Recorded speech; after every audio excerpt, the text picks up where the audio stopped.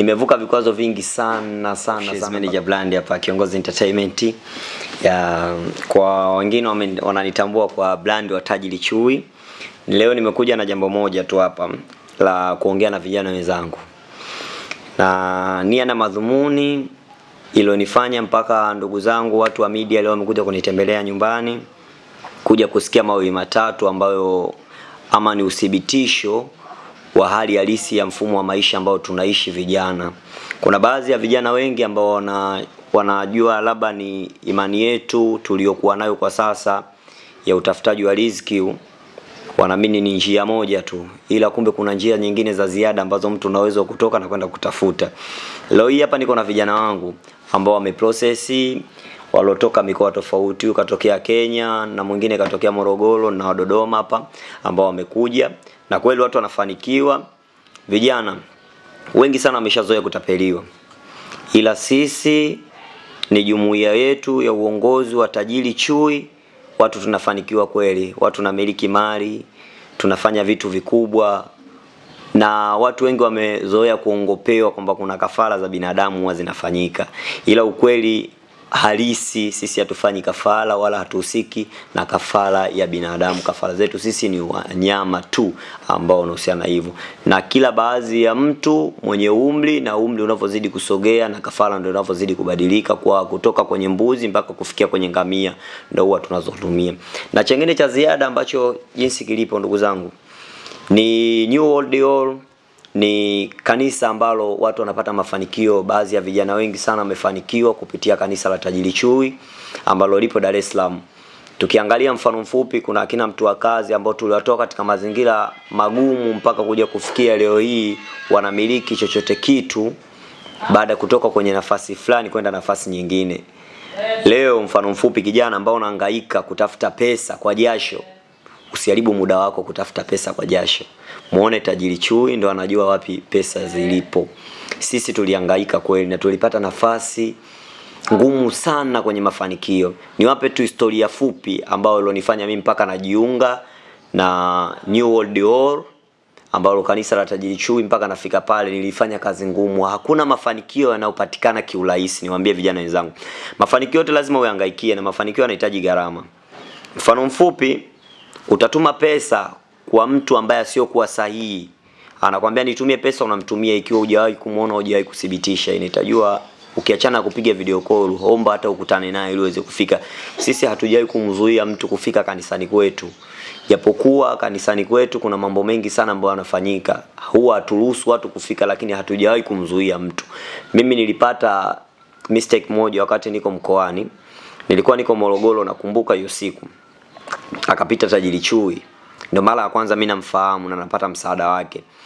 Nikamfuata Tajiri, baada ya kumuona nikamsimamisha. Alinikuta nipo na harakati muda huo, na ukota tu makopo. Sina biashara nyingine aina yote ninayoifanya. Akaniuliza, kijana, ndoto zako uje kuwa nani siku moja? Nikamuelekeza. Baada ya kumuelekeza akanisaidia kiasi kidogo, lakini nikaamini kile kiasi hakiwezi mimi kunifikisha kokote. Nilikuwa nataka njia sahihi alipopita yeye na mimi nipite ili niweze kufanikiwa. Na kweli akanipa contact zake, nikamcheki. Nilitumia dhani kama mwezi mmoja, nampigia simu zangu apokee, nampigia simu apokee, lakini siku hiyo nikamwandikia ujumbe, kaka, naamini kitu ambacho ulichonipa ni kidogo sana, japokuwa umekiona kikubwa, ila nilikuwa natamani nipate kikubwa zaidi ulichokuwa nacho wewe.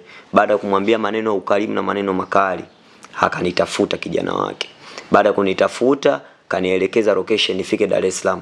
Ndio mara ya kwanza nafika New World Hall ambao ni kanisa lake lipo Dar es Salaam.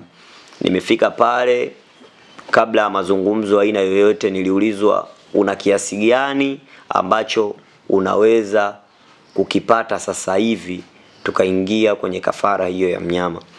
Mimi nikamwambia kwa kweli sina hata 100, na maisha yangu kama ulivyoniona nikahangaika na kazi zangu kujipiga, nikawa nafanya kazi za sanaa. Kipindi cha kati hapa nilikuwa nimetibuka na mambo ya sanaa, nimesimamia baadhi ya vijana nimefanya nao kazi, japokuwa kuna nafasi fulani wengine walivuka wengine hawakuvuka. Nikaamua kurudi nyuma tena baada ya kuona kile kiasi nimekipata mkononi, nikarudi kwa Tajiri. Ndio msaada ambao nilikuwa nimepata. Nikaitwa New World Hall kanisani kwake, nikaenda kufanya kafara ya mbuzi. Nilikuwa nasikia kuna kafara za binadamu za nini, lakini sikuwahi kuthibitisha. Mimi mwenyewe naenda kwa sababu hata mimi na wazazi wangu wako hai. Leo hii mnasema kafara ni binadamu, lakini tajiri chui mwenyewe na wazazi wake wako hai. Kafanya kafara mnyama, ndio maana kafikia pale. Kwa hiyo kuna baadhi ya watu wengi sana unakutana na matapeli mjini. Ila mimi naamini katika maisha kama utakutana na tajiri chui, atakuwa mtu pekee sana kuweza kusaidia. Unaongopa vijana wangu? Leo vijana wamefika, unaona huyu ana t-shirt ambayo inatumika tajiri chui, mimi na t-shirt na baadhi ya watu wanazo, na kuna mambo mengi ambayo yanafanyika. Kwa hiyo ningependa tu kuambia vijana wenzangu, tusipoteze muda mwingi sana kutafuta pesa. Tumtafute tajiri chui, ndio mtu sahihi anajua wapi pesa zilipo. Nimevuka vikwazo vingi sana mpaka kufikia pale. Kwa hiyo kiufupi labda niwaambie tu vijana wenzangu, kama vijana watatu hao nilokuwa nao hapo wameamua kuprocess, na juzi ka process mtu kutoka Kongo, na juzi na kuna Wachina kama wawili watatu waliingia New Old Hall, wamekuja pale kuprocess, nao wamefanikisha majambo yao na wamekabidhiwa. Na hivi ninavyokuambia, ile siku ambayo tulikuwa nao ni siku ya Jumanne, ambayo ni siku ya tarehe 17 inakuwa ya Jumanne ya tarehe 17. Baada ya hapa wanaingia kwenye ibada.